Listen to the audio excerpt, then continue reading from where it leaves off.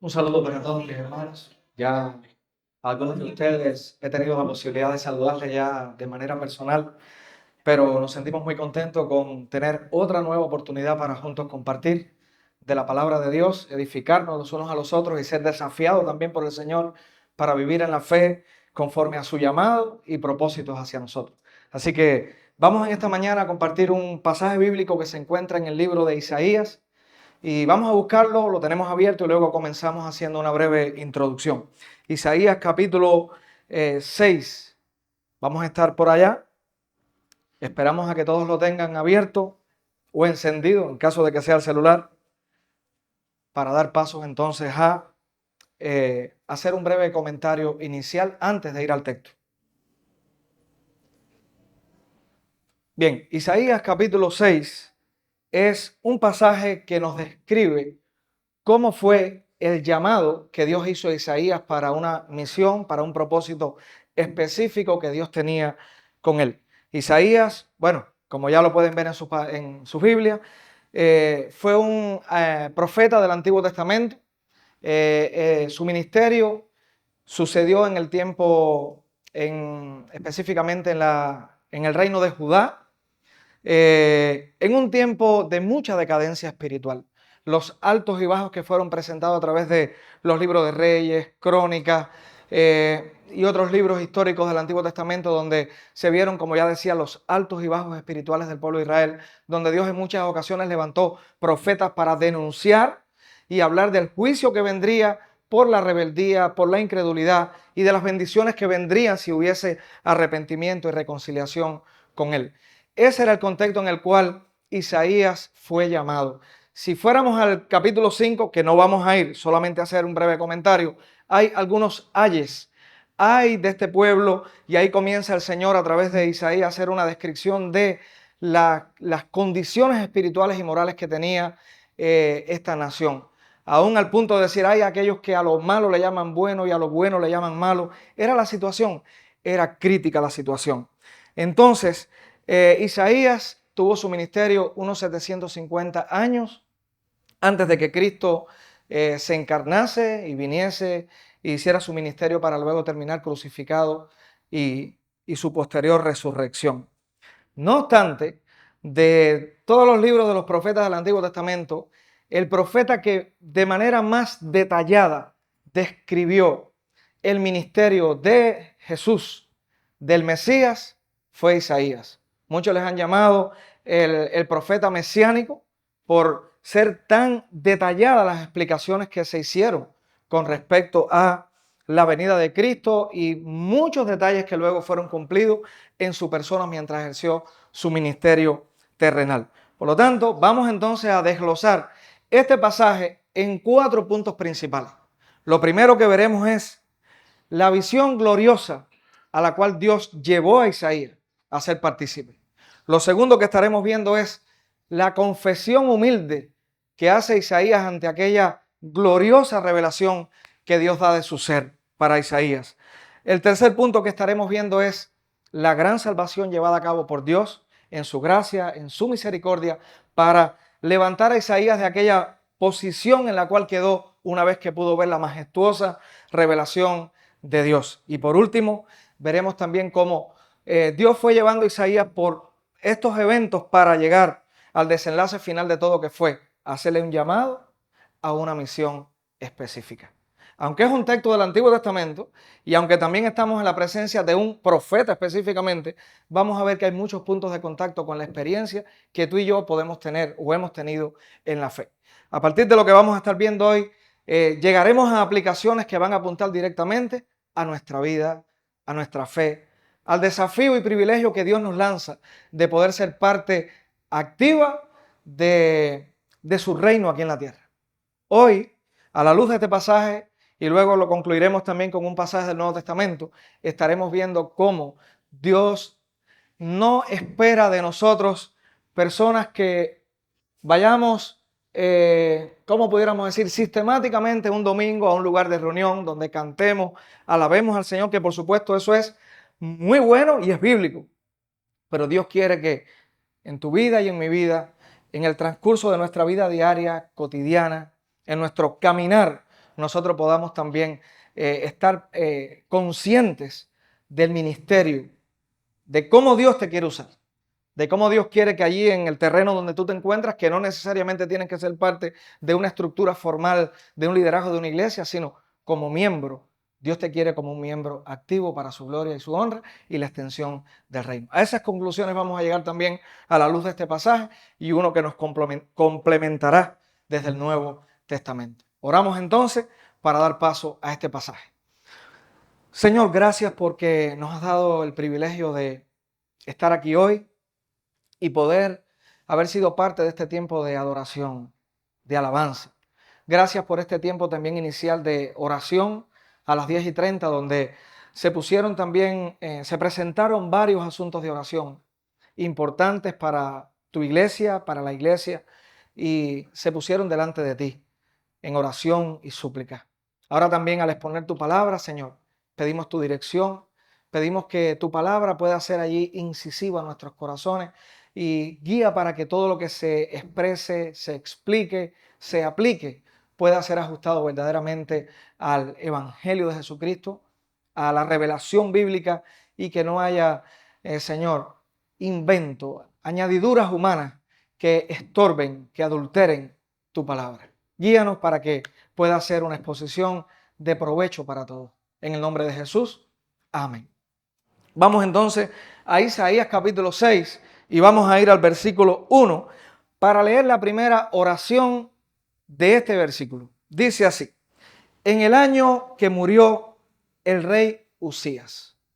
Esa es la manera en que se encabezan las palabras del libro de Isaías en este primer capítulo. Muchos comentaristas bíblicos estudiosos llegan a la misma conclusión. Bueno, fue importante decir esto para ubicar en primer lugar en el tiempo, en qué momento fue que Isaías fue llamado para ejercer este llamado de Dios. Pero en segundo lugar también dicen muchos comentaristas que es importante para que podamos ver en este pasaje y en esta revelación que Dios hace de sí mismo, el gran contraste entre el rey terrenal que había primado hasta ese momento en Israel y el rey glorioso que es expuesto en este pasaje.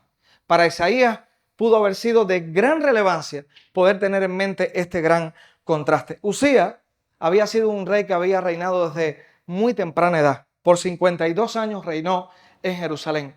Fue un hombre de muchas inventivas, de muchos logros, de muchos progresos, pero llegó un momento que al final ya de su vida, de su reinado, se exaltó, se enalteció tanto, se enorgulleció tanto por todo lo que había logrado, que llegó el momento que quiso suplantar incluso el lugar de los sacerdotes.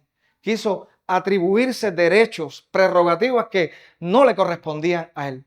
Y Dios le ajustó las cuentas. Dios puso el freno a su arrogancia, a tal punto que terminó leproso y murió.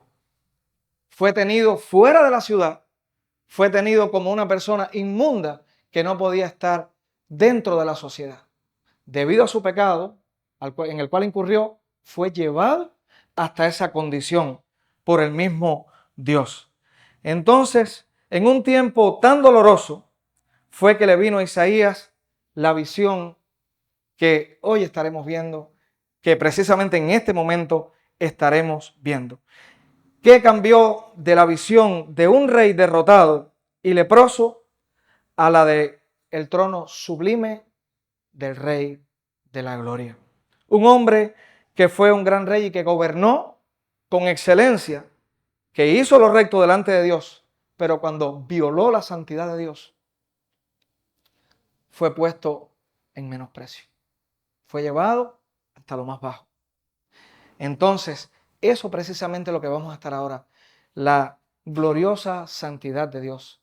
Los gloriosos atributos, cualidades, perfecciones de Dios presentadas en este pasaje ante esta visión que tuvo el rey Isaías. Isaías capítulo 6, volvemos allí, versículo 1, en el año que murió el rey Usías, vi yo al Señor sentado sobre un trono alto y sublime, y sus faldas llenaban el templo. No nos vamos a detener de manera meticulosa, pudiéramos decir, en cada una de las descripciones que se hacen en el pasaje, pero sí a grosso modo vamos a estar comentando.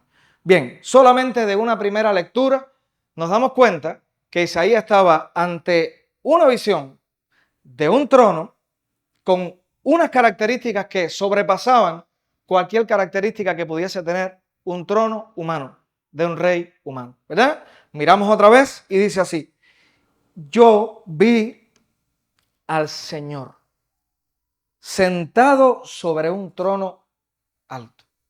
Es decir, ya la descripción que se hace está hablando de una posición elevada por encima de todo, donde él estaba viendo al Señor.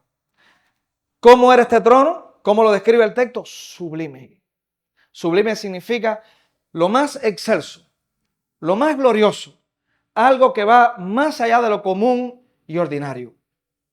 Un trono alto, sublime, y sus faldas, su ropaje, dice el pasaje, llenaban el templo. Recuerden que para nosotros hoy quizás la palabra templo no significa lo que para los primeros lectores significaba la palabra templo. Templo en el Antiguo Testamento era el lugar donde realmente estaba manifestado de manera bien concentrada la presencia de Dios, con su lugar santo, con su lugar santísimo, donde se ofrecían los sacrificios que representaban lo que luego Cristo vino a cumplir con su sacrificio, con su crucifixión.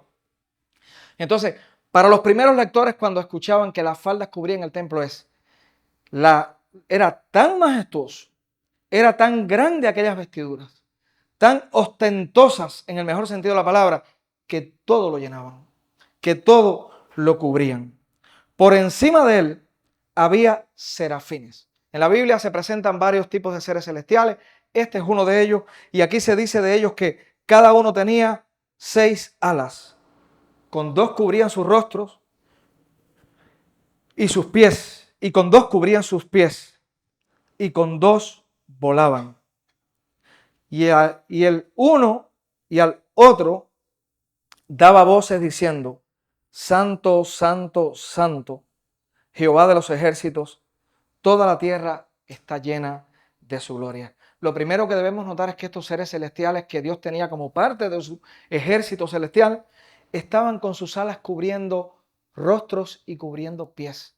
Todos los estudiosos de la Biblia coinciden que eso era un gesto, eso era una expresión de humildad, de adoración, de reverencia, que se cubrían delante de Dios, porque estaban ante el gran trono alto, sublime, donde aún las faldas cubrían todo el templo. Era una actitud de verdadera adoración, de reconocimiento de la grandeza de Dios. Dice el versículo 4. Bueno, un detalle importante que no podemos pasar por alto.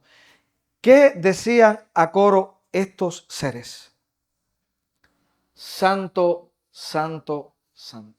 Una expresión enfática que repetía un atributo muy importante. Todos los atributos son importantes en Dios, porque todos son perfectos, eternos e inalterables. Pero sin embargo encontramos que la santidad de Dios, que apunta a su perfección, a su pureza, a su estado separado de todo lo común, ordinario y creado, le hace distinto, le hace distinguir de cualquier cosa creada. La santidad apunta a lo apartado de todo lo creado y común. Santidad apunta a una pureza en total perfección. Un detalle curioso, encontramos aquí las palabras santo, santo, santo. En el Apocalipsis lo encontramos también, pero no encontramos en otros lugares de la Biblia que haya otros atributos de Dios en los cuales se diga Dios es amor, amor, amor, o justicia, justicia, justicia. Un detalle curioso, el énfasis que se estaba haciendo en este pasaje en la santidad. La santidad es algo que contrasta directamente con el pecado y la imperfección. Sin embargo, ¿quién estaba presenciando aquella visión? Un hombre que dentro de poco estaremos viendo, que ante aquella santidad y ante aquel coro que cantaba o proclamaba santo, santo, santo, se percató de lo indebido, de lo incapaz que era él de poder estar en pie delante de Dios, de aquel Dios santo, santo, santo. un gran contraste. Entonces estaba viendo Isaías entre ese rey que prácticamente acababa de morir, el rey Usías, y este rey que ahora es presentado en una visión. Dice el versículo 4, y los quiciales de las puertas se estremecieron con la voz del que clamaba, y la casa se llenó de humo. Sería bueno que tratásemos nosotros en nuestra mente de imaginar esta escena, este cuadro. ¿Hemos estado nosotros alguna vez en presencia de algo similar, visible a nuestros ojos? Dígame quién, que lo vamos a apedrear. No, ¿verdad? Visiblemente, con ese tipo de visión que tuvo Isaías, nadie la ha tenido. Aunque hay personas que a través de la historia se han levantado con ciertas visiones y que han tenido, esta es la revelación especial de Dios, donde se está mostrando la manera especial, única, insólita, en la cual Dios se le revela a un hombre para propósitos definidos, específicos, trascendentes, a tal punto que hoy estamos nosotros leyendo Isaías.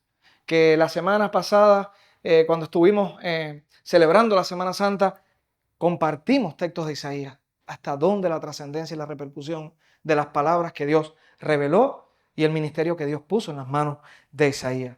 Entonces, Isaías había presenciado en este pasaje la gloria de Dios, la inmensa gloria de Dios. ¿Cómo reaccionaríamos nosotros ante tal visión? ¿Cómo reaccionaríamos? Vamos a ver entonces de qué manera reaccionó Isaías. Podemos en pocas palabras antes de leer decir que Isaías se sintió extremadamente asombrado, que Isaías se sintió totalmente deslumbrado, conmocionado e inmerecedor de tal visión. Esto nos habla del Evangelio. El Evangelio, como en muchas ocasiones se ha presentado y lo hemos presentado, habla de una buena noticia, las buenas noticias de salvación en Cristo. Pero hay una mala noticia que se presenta. ¿Cuál es? Estamos apartados de Dios. Estamos destituidos de la gloria de Dios. No tenemos parte con Dios. Si Dios nos va a pagar conforme a nuestras obras, solamente podemos esperar juicio. Y estemos expectantes que el juicio vendrá. Si todo dependiera de nuestras características, cualidades, atributos como ser humano, ante el Dios santo, santo, santo. Entonces, veamos cuál fue la reacción de Isaías. Versículo 5 dice así. Entonces dije, hablando Isaías ahí en primera persona, entonces dije, ay de mí, que soy muerto, porque siendo hombre inmundo de labios y habitando en medio de pueblo que tiene labios inmundos, han visto mis ojos. ¿A quién? Al rey. En contraste con aquel rey Usías, el cual había terminado, como otros reyes, que había terminado en una derrota por su orgullo, por enaltecerse delante de Dios y querer atribuirse a aquello que no debía. Él no era el soberano. Este rey que está siendo presentado aquí, sí es el rey soberano sobre toda la creación. Dice Isaías, repitiendo el versículo, ay de mí que soy hombre muerto, porque siendo hombre inmundo de labios y habitando en medio de pueblo que tiene labios inmundos, han visto mis ojos al Rey Jehová de los ejércitos. ¡Ay de mí! Como diciendo, lo que va a sobrevenir sobre mí por esta visión que he alcanzado. Recordemos que a través de todo el Antiguo Testamento estaba muy claro que nadie podía ver a Dios. Incluso hay un momento en que una persona que Dios usó le pidió ver a Dios. Y le dijo, escóndete detrás de esa peña. Fue a Moisés, escóndete detrás de esa peña. Y solamente dice la Biblia que Dios le mostró las espaldas. Por supuesto, Dios no tiene cuerpo, es una manera de usar un recurso donde se ilustra a Dios como si fuera un hombre para entender que solamente Dios le permitió ver un destello de su gloria. Eso fue lo que pudo ver. Y aquí en este pasaje está diciendo Isaías, en la visión yo vi al gran rey. No sabemos hasta dónde la magnitud de lo que Isaías pudo ver, pero fue algo a tal punto que lo dejó asombrado, conmocionado, deslumbrado, y lo dejó con estas palabras donde solamente pudo decir, ay de mí que soy hombre muerto. En otras palabras, Isaías dijo, bueno, si Dios me permitió ver esto, yo sé que lo que viene como acto seguido es la muerte. Aquí no hay que esperar nada más. Miren hasta dónde fue el punto. Dice el texto, porque siendo hombre inmundo de labios. Isaías, ante aquella gran santidad revelada y proclamada, pudo experimentar en ese momento, pudo ser consciente de su pecado, de lo inmerecedor que era para él estar frente a esa visión. Y lo describe hablando de labios inmundos. Recuerden lo que dice el Nuevo Testamento, que de la abundancia del corazón, es decir, que cuando se habla en este pasaje de labios inmundos, nos está diciendo mucho más que una boca sucia. Nos está hablando de un ser humano corrompido por el pecado, que lo que se exterioriza de él es el pecado precisamente. ¿Verdad? Esa es la condición. Y dice Isaías, y no solamente que yo soy un hombre de labios inmundos, sino que el contexto en el que yo vivo, con las personas que yo camino, con las personas que yo interactúo, como dice el pasaje, habito en medio de pueblo que tiene labios inmundos. Dice Isaías, soy hombre muerto. Porque, sin embargo, en esta condición moral y espiritual, mis ojos han visto al Rey Jehová de los ejércitos. La palabra inmundo, un detalle curioso que ya mencionaba cuando hablábamos del rey Usías. Cuando una persona padecía de lepra, era sacado de la ciudad, tenía que vivir fuera y era tenido por una persona precisamente inmunda. Era una persona que no podía estar dentro. En ese contexto, la palabra inmundo podía apuntar como una imagen a esa situación de lepra, a esa situación en la cual una persona llegaba a un estado de la cual tenía que mantenerse socialmente distante del resto. O sea, Isaías en esas palabras, cuando dijo labios inmundos, puede estar en su mente, yo soy un leproso espiritual. Moralmente yo soy un leproso. No soy digno de estar cerca ni presente de la gloria de Dios, ni de la presencia de Dios.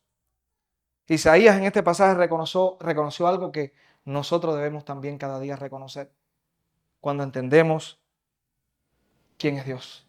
No hay una posición social, no hay un coeficiente de inteligencia, no hay un logro profesional, no hay una familia de la cual ostentar saludable, creciente, madura, que de alguna manera pueda compararse, pueda exponerse y equipararse a la gloria, a la santidad, a la hermosura, a la grandeza que tiene Dios. Nada de lo que podamos en esta tierra hoy tener como positivo y bueno, que estoy seguro que todos tenemos, porque Dios regala dones, se puede comparar, se puede equiparar o se puede usar como una compensación para decir, delante de Dios puedo ser aprobado o delante de Dios puedo merecer algo. Nada en nosotros. ¿Qué se puede comparar de nosotros con el Dios santo, santo, santo? Miren, si usted y yo estuviésemos frente a ese tipo de revelación, como la que tuvo Isaías, lo único que pudiéramos haber dicho es, ay de mí, que soy hombre muerto. No pudiéramos decir algo más. Ahora, hay algo que debemos aclarar.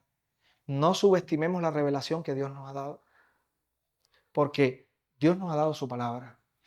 Pensemos en este momento que Isaías lo recibió, todavía estaba en el antiguo pacto, Isaías no tenía la Biblia como nosotros la tenemos hoy, Cristo no había venido aún. Así que cuando lo miramos de esa manera, hoy tú y yo tenemos una revelación de Dios que debe provocar exactamente lo mismo que experimentó Isaías, aunque de una forma diferente. La revelación bíblica es suficiente para saber quién es Dios. ¿Alguien dijo amén? ¿Amén? La revelación bíblica, la palabra de Dios es suficiente para que nosotros podamos conocer a Dios y estar conmocionados, asombrados, deslumbrados y completamente rendidos diciendo, Señor, ¿quién soy delante de ti? La palabra de Dios es suficiente. No menospreciemos la revelación que Dios nos ha dado. No necesitamos estar en la posición que estuvo Isaías para estar igualmente impactados. Porque Dios se ha revelado a la vida de su iglesia. Dios se ha revelado a cada uno de los que dicen hoy, soy cristiano y profeso fe en Cristo. Dios se ha revelado. Y cada día, a medida que estudiamos su palabra, cada día, a medida que meditamos en ella, vamos teniendo un conocimiento y una experiencia con el Señor, donde vamos siendo más conscientes, no a nivel solamente, pudiéramos decir, intelectual, un conocimiento frío en la mente, no, sino vamos conociendo y nuestra vida va siendo cada día más impactada y dependiente del Señor a medida que vamos conociendo quién fue, o sea, qué hizo, qué ha hecho y qué hará, que en su palabra está revelado para nosotros. Entonces, continuamos. Isaías está entre un gran contraste. Ya ahora no mirando al rey Usías con el rey de gloria, sino al rey de gloria con su propia persona. ¿Quién soy delante de ti? Soy un leproso, moral y espiritualmente. Ahora, este encuentro Dios lo preparó con un propósito. Bueno, ¿hay algo en la Biblia que Dios no haya hecho con propósito? Otra pregunta más cercana. ¿Hay algo en tu vida que Dios no está haciendo con propósito? Todo tiene un propósito, ¿verdad? Todo tiene un propósito, todo está encauzado para propósitos del Señor. A los que aman a Dios todas las cosas, dice la Biblia. Hoy temprano en la mañana una hermana acá citaba ese texto, hablando de su propio testimonio. Y es así. Entonces, a los que aman a Dios todas las cosas le ayudan a bien. Pues este encuentro Dios lo preparó con un propósito muy, muy importante y determinante para la vida de Isaías. Dios llevó a Isaías a reconocer lo incapaz que era de estar ante su presencia para que pudiera entonces tener el encuentro verdadero que lo haría capaz para grandes planes que Dios tenía con él. Entonces el texto describe ahora, de ahora en adelante, la compasión, la misericordia que Dios tuvo con Isaías. Vamos al versículo 6.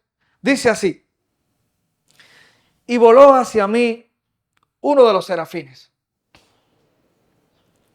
teniendo en sus manos un carbón encendido, tomado del altar con unas tenazas. Entendemos que un carbón tomado con tenazas, ¿por qué es?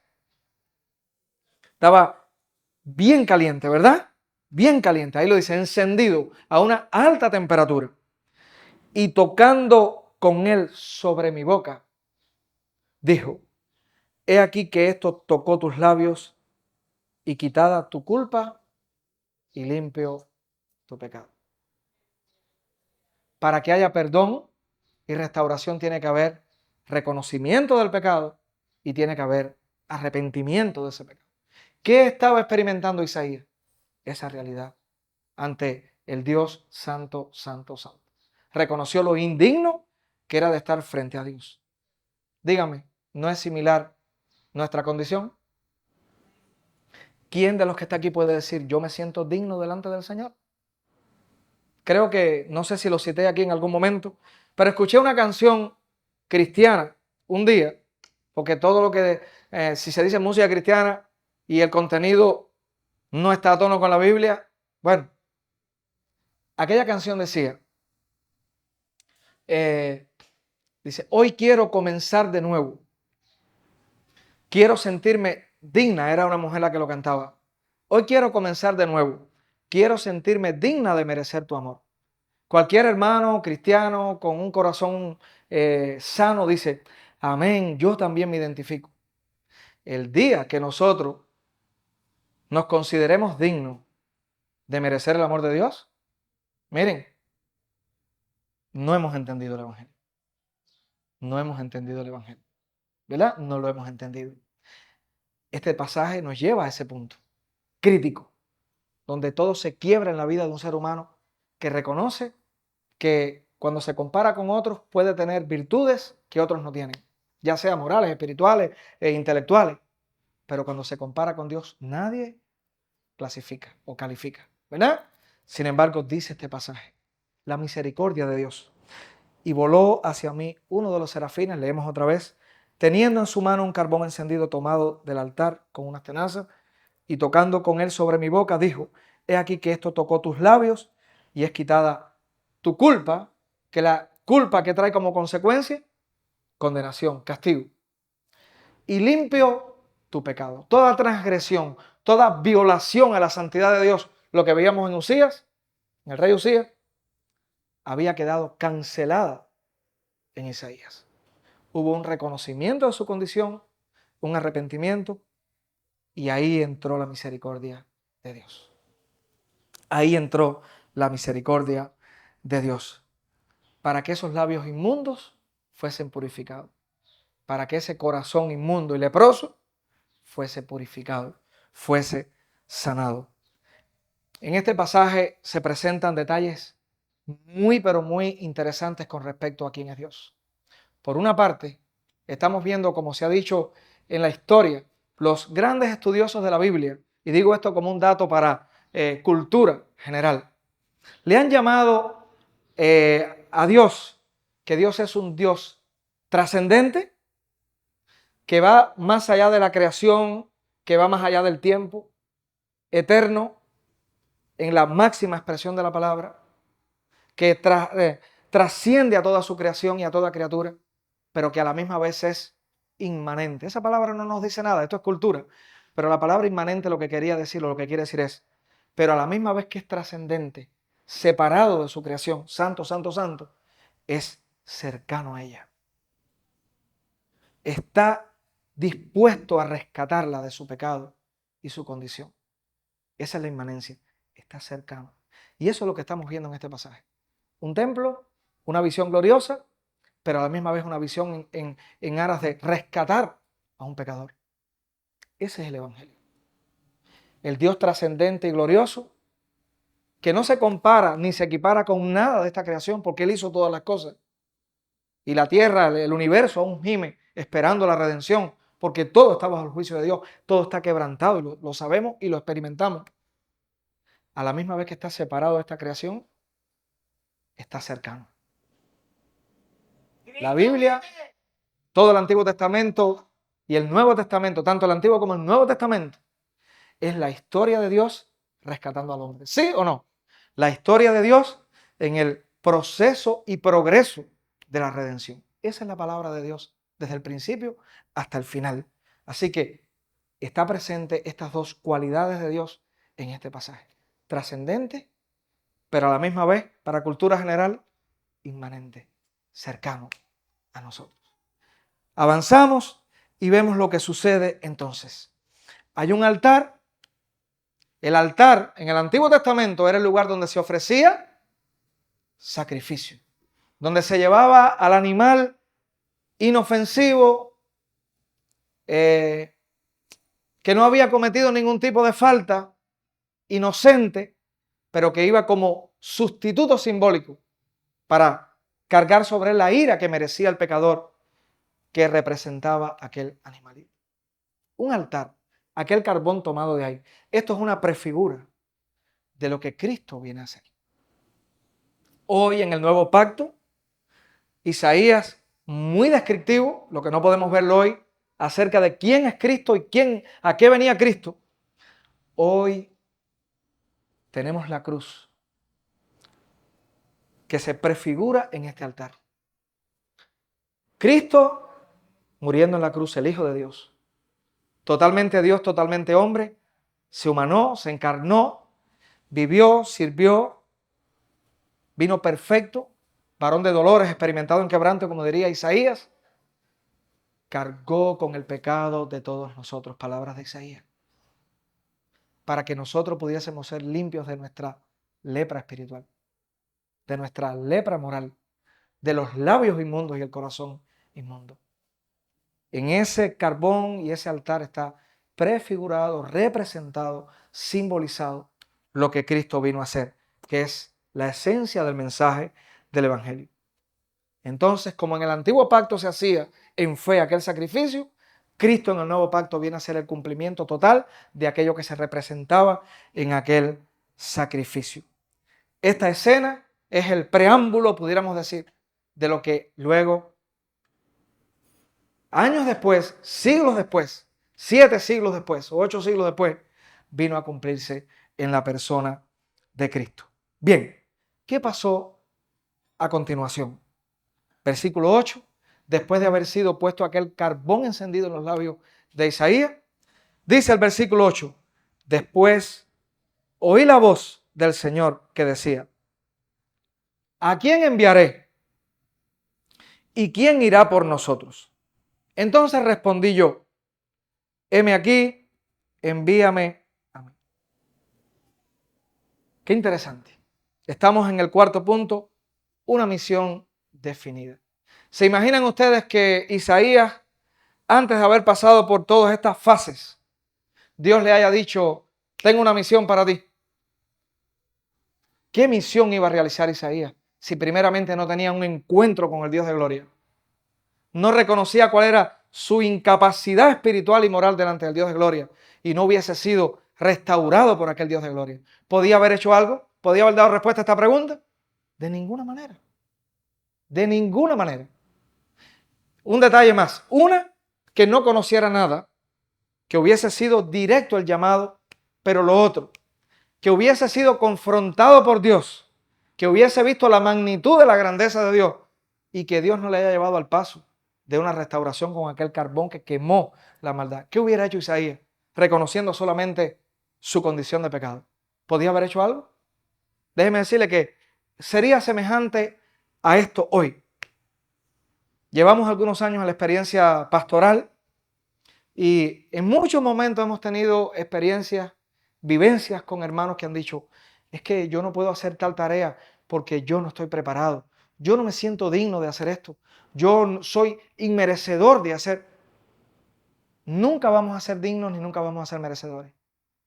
Pero solamente cuando hay una experiencia similar a la de Isaías, en este caso el carbón para quitar el pecado, para quemar el pecado, y en nuestro caso, a entender que la sangre de Cristo ha limpiado nuestra culpa, nuestro pecado, y que hoy somos hijos de Dios, no esclavos del pecado, no esclavos de condenación, sino con un destino eterno y glorioso, ya prometido en Cristo, de vida eterna.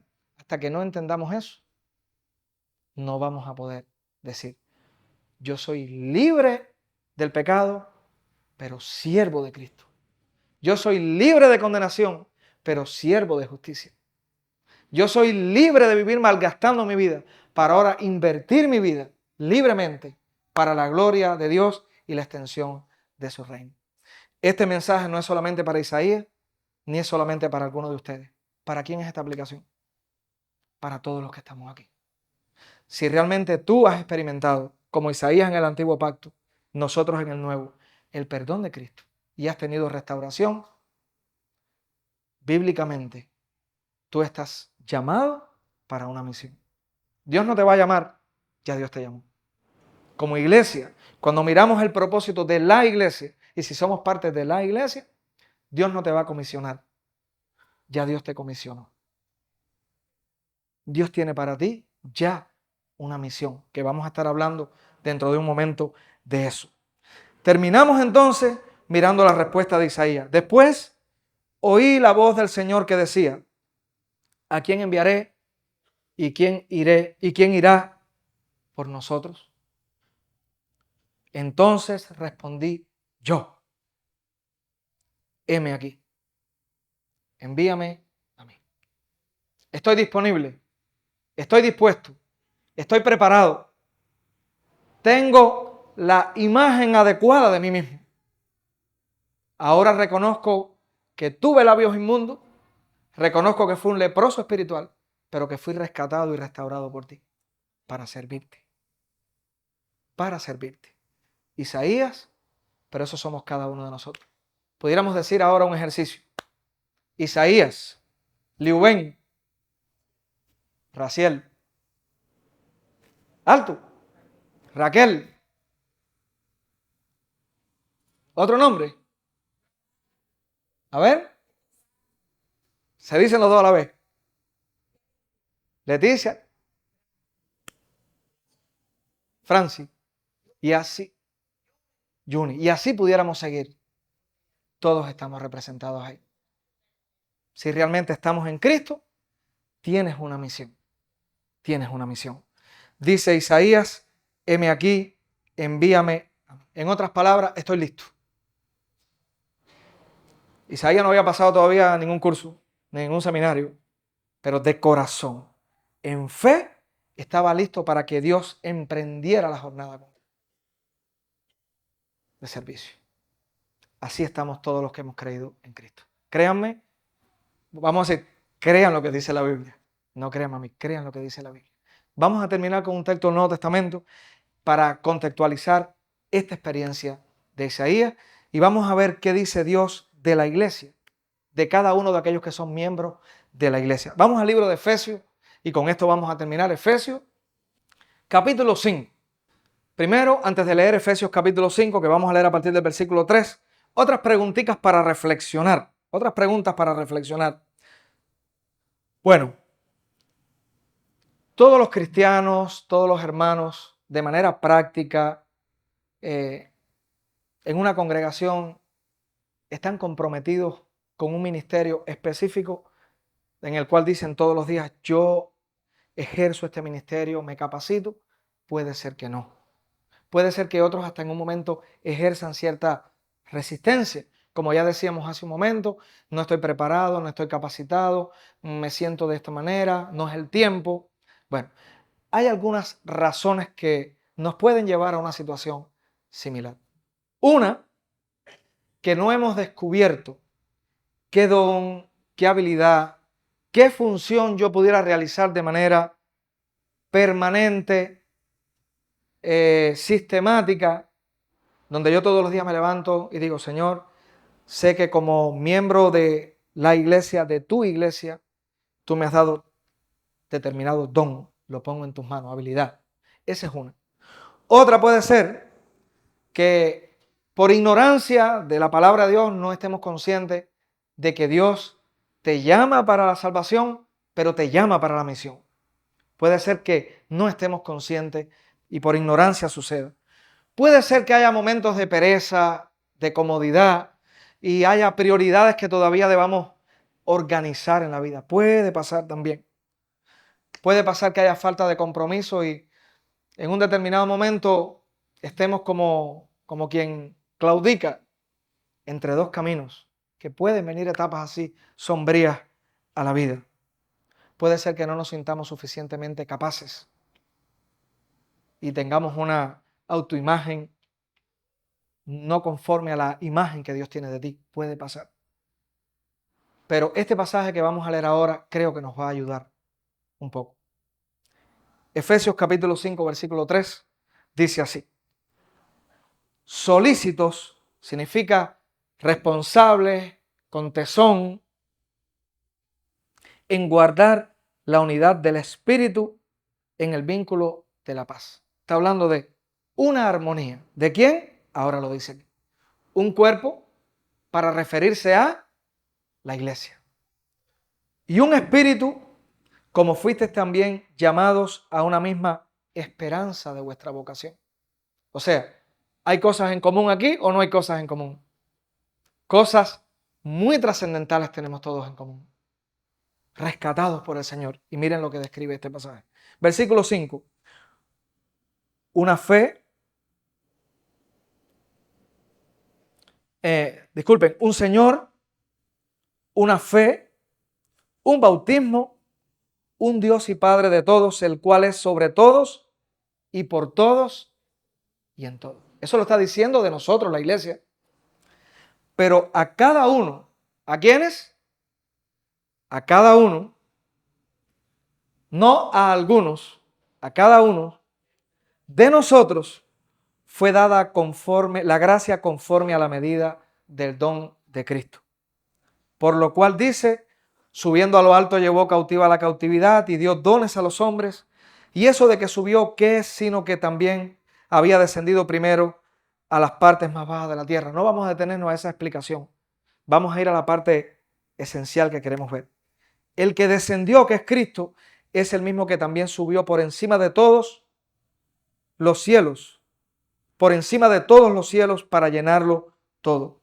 Y él mismo constituyó a unos apóstoles, a otros profetas, a otros evangelistas y a otros pastores y maestros, con un propósito. Versículo 12. A fin de perfeccionar, equipar, moldear, capacitar, perfeccionar a los santos para la obra del ministerio. ¿Quiénes son los santos? ¿Quiénes son los santos? La iglesia son los santos. Nosotros somos los santos. Y este pasaje está diciendo que a cada uno Dios le ha dado gracia, dones, ha puesto líderes que encabezan la iglesia, el cuerpo de Cristo, para que todos sean perfeccionados, todos los santos, para la obra del ministerio, para la edificación del cuerpo de Cristo, para que el cuerpo de Cristo siga creciendo, ¿verdad? Conforme al plan de Dios, hasta que todos lleguemos a la unidad de la fe y del conocimiento del Hijo de Dios, a un varón perfecto, a la medida de la estatura de la plenitud de Cristo. En otras palabras, para que continuemos madurando en la fe, creciendo, nuestro carácter siendo moldeado cada vez más y más conforme al carácter de Cristo y a la imagen de Cristo, para que seamos conforme a la medida de la estatura de la plenitud de Cristo, para que seamos como Cristo, para que ya no seamos niños fluctuantes que claudicamos, llevados por doquiera de todo viento de doctrina por estratagemas de hombres que para engañar emplean con astucia las artimañas del error. Es decir, para cuando haya filosofías que se levanten estratégicamente y engañosamente para confundirnos, no seamos confundidos. Está hablando del cuerpo de nosotros, sino que siguiendo la verdad en amor, crezcamos en todo en aquel que es la cabeza. Esto es, ¿quién es la cabeza? Cristo, de quien todo el cuerpo. ¿Dónde está el cuerpo? ¿Dónde está el cuerpo? Bien concertado y unido entre sí por las coyunturas que se ayudan mutuamente. Está hablando de un cuerpo usando la imagen de un cuerpo humano. Ahora mismo miramos, nos concentramos en nuestra estructura anatómica, para decirlo con palabras técnicas, y estamos viendo creación de Dios, armonía, propósito. ¿Sí? Es así. Con nuestras deficiencias, enfermedades, todo. Pero ahí estamos viendo, es parte del pecado, del deterioro en el pecado. Pero estamos viendo diseño de Dios. Aquí se está mostrando la iglesia como un diseño de Dios, usando como referencia el cuerpo. Dice así, de quien todo el cuerpo bien concertado y unido entre sí por todas las coyunturas que se ayudan mutuamente, según la actividad propia de cada miembro, recibe su crecimiento para ir edificándose en amor. Según la actividad propia de cada miembro. Un motivo de oración. Esta mañana nuestro hermano Raciel, guiando el tiempo de oración, yo escuchaba, estábamos en otros asuntos, orando por las casas células, por las casas culto, ¿cómo decir? Casas de oración. Orando por el discipulado cristocéntrico, ¿sí? Bíblico, enfocado en el evangelio, puro. Qué importante esa oración que hacía nuestro hermano. Dios permita que todos los que estamos acá podamos estar involucrados, enrolados en una red de discipulado, donde podamos ir por ese proceso que mi hermano expresaba en su oración, para que vayamos uniendo todas las coyunturas, para que cada uno vaya ocupando un lugar donde diga, Dios me ha dado tal don, tal habilidad, tal recurso, y yo lo voy a poner en función de la obra de Dios, porque para eso Dios me llamó, para una misión. Dios permita, unámonos a esa oración que hacía nuestro hermano hoy en la mañana, y que vayamos juntos intencionalmente ganando terreno en acercarnos más y unir. Quizás si hay algún miembro desmembrado, que podamos ir armando conforme al diseño de Dios, para la extensión del reino de Dios, para la edificación de la iglesia, para que cada uno de nosotros como miembro, activo, según la actividad propia de cada miembro, vaya creciendo y edificándose en amor. De esta manera estamos terminando. una visión gloriosa, una confesión humilde de parte de Isaías, una gran salvación de gracia y misericordia por parte de Dios. Todo esto con el propósito de llevar a Isaías a una misión. Espero que te hayas identificado con este llamado y que podamos unirnos a esta oración que hacía mi hermano en esta mañana. Vamos a orar y de esta manera termino esta parte para dar paso a unos anuncios. Gracias, Señor, por este tiempo. Gracias por esta oportunidad tan maravillosa de estar juntos reunidos.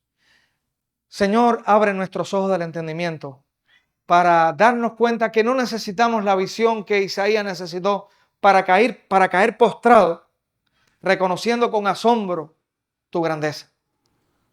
Tu palabra, la Biblia, es suficiente para que podamos entender, conocer quién eres tú.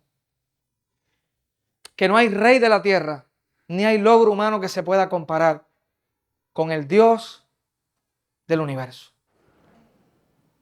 Señor, guía nuestros corazones a tomar y apropiarnos de las reflexiones que se han hecho sobre la palabra, sobre tu palabra, hoy en este día, que realmente sean oportunas para que haya un mayor acercamiento, un mayor entendimiento y un mayor compromiso con la misión que tú le has dado a cada uno de los que están aquí hoy, si realmente están en Cristo.